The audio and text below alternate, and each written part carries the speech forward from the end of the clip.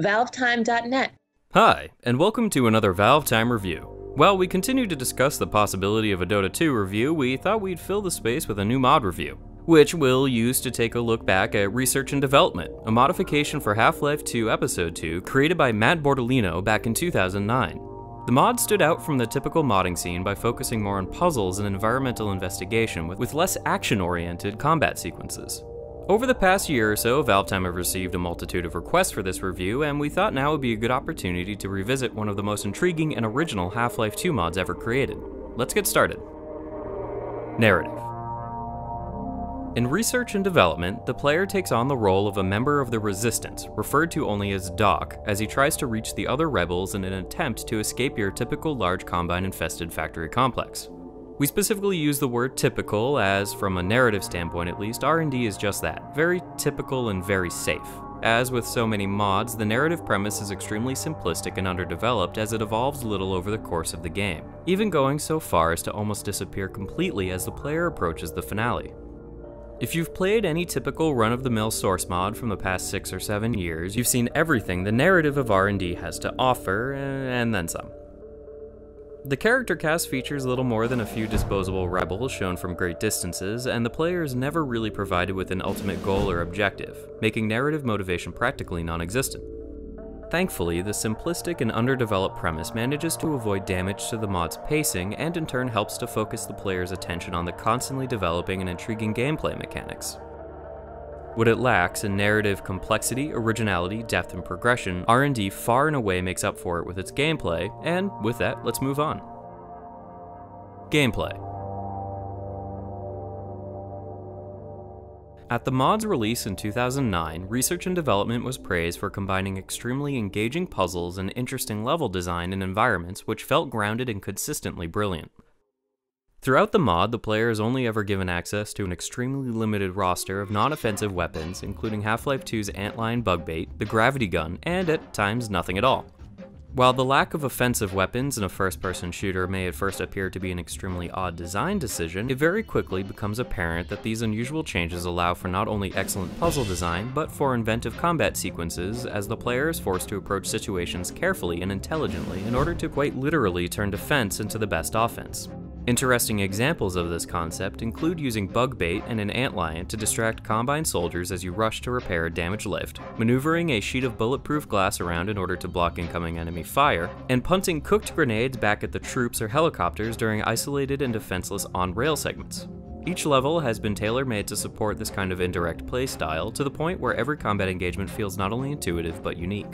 The same can be said for the puzzle design, which was clearly the primary focus during development. Research and Development is very much a puzzle game at heart, with every chapter introducing a variety of new and unique mechanics which helps keep the player engaged. Mechanics are introduced at a rapid pace, developing a continuous feeling of discovery and exploration as the player moves forward. You'll want to keep playing just to find out what new gameplay elements will be introduced next or how they may be changed or combined with additional systems in fascinating new ways. Practically every puzzle and mechanic feels inventive and fun, as very few are overused to the point of feeling repetitive or frequent. Some of our favorite examples involve light manipulation, memory skills, weights and scales, environmental destruction, careful timing, or any combination of the above. With the possibility of so many separate mechanics to be in play at any given moment, it is extremely important to carefully design environments and puzzles with appropriately telegraphed solutions without holding the player's hand. And we're pleased to report that this is another area where Research and Development excels. The majority of puzzles feature subtle yet important telegraphing and signage to encourage the player to explore an environment or to experiment with multiple techniques and strategies. While the quality of the signage is strong throughout, we did notice a few core examples where the solutions were telegraphed a little too well, to the point where a puzzle is turned into a series of basic directions or instructions. On the other hand, one or two minor puzzles don't feature any form of telegraphing at all, and while it can initially seem frustrating or confusing to arrive in an area with no idea how to proceed, no one puzzle is too difficult or complex that it can't be worked out on its own. The focus on puzzles begins to diminish in the later portions of the game as the player is challenged with scavenging pieces for a do-it-yourself car and attempt to escape the facility. Unfortunately, after completing the vehicle, the mod's pacing begins to suffer as the slower, more methodical sense of discovery is almost entirely replaced with a more fast-flowing sequence involving little more than brute force or trial and error. This would be fine and may have served as an enjoyable change of pace if it weren't for how awkwardly the car handles, as it seems as if the designer strapped a small hot air balloon and some ice skates to the Half-Life 2's already floaty airboat.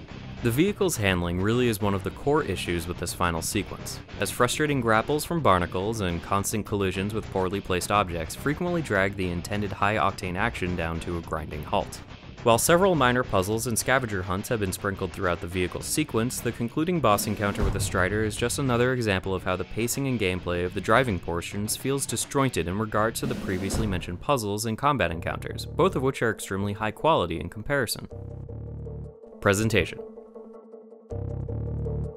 Visually, research and development uses mostly existing art assets found in Half-Life 2 while replicating the game's original art style in interesting ways. Each chapter of the game features distinct aesthetic and design themes which provide subtle but important differences, allowing environments to feel unique and believable, from the steep verticality of aerial bombardment to the open and cluttered yards of escape velocity and the damaged engineering buildings of nerds.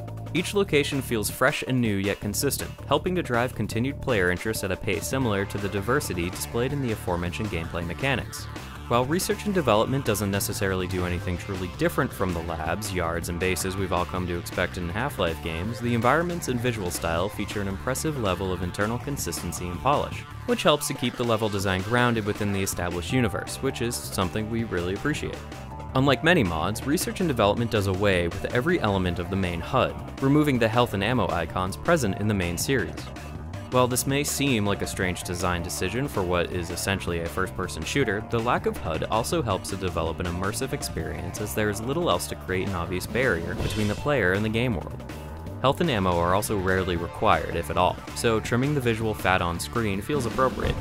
This extends to chapter names, as instead of the usual on-screen prompt, each chapter features unique in-game graffiti within the environment, which helps to introduce new levels and environmental themes without bringing the player out of the game world for even a moment. While the game's presentation is fantastically executed for the most part, we should point out that we weren't entirely impressed.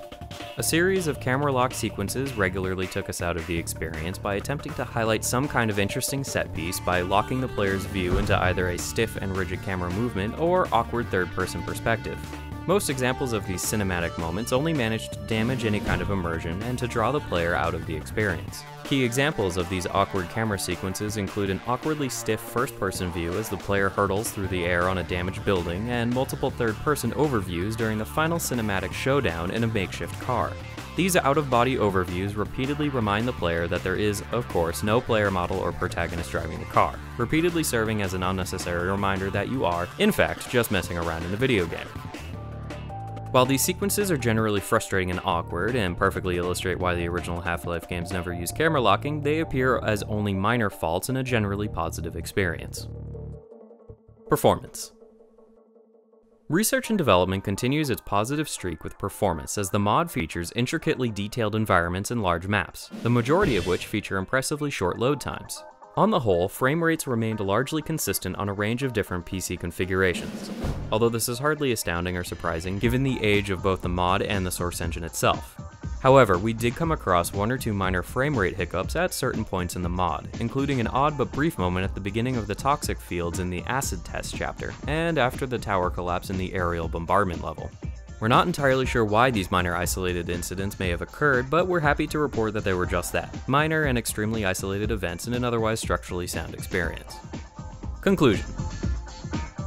We've decided to once again replace our review scoring system with new, simplified, and descriptive evaluations of a mod or game, rather than representing opinions using numerical values or arbitrary ratings. This means that, from now on, we'll be representing our views using the new like and dislike comments you may have noticed appearing on screen throughout this video. During our conclusions, these notices will help us briefly recap what we enjoyed or didn't enjoy about the game in question, and with that, let's bring this show to a close.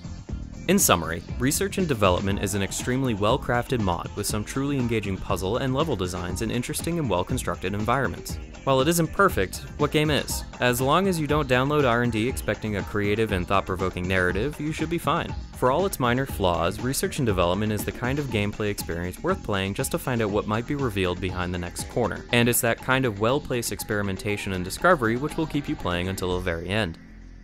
Thanks for watching. While we have a few ideas for future reviews floating around right now, we're always welcome to suggestions. So if you have a mod or game related to Valve you would like us to check out and review, let us know in the comments below. Also, don't be afraid to let us know what you think of our review. Do you agree or disagree? We have included a link to the mod's ModDB page in the video description should you want to check it out for yourself. Don't forget to subscribe for more ValveTime videos, news, and reviews coming soon. Once again, thanks for watching, and bye for now.